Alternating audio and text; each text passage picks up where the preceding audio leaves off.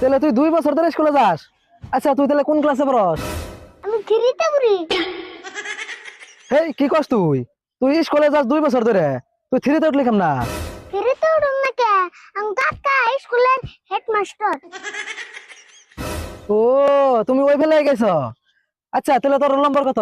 আমার roll number হলো 10। 10?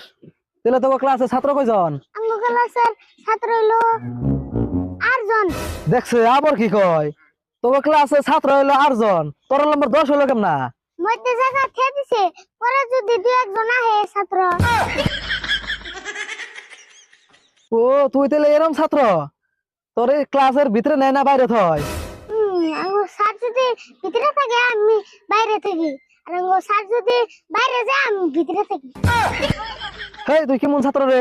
তোর নাকি পেছাল বাইরে আমার মাথাটা নষ্ট হইলো।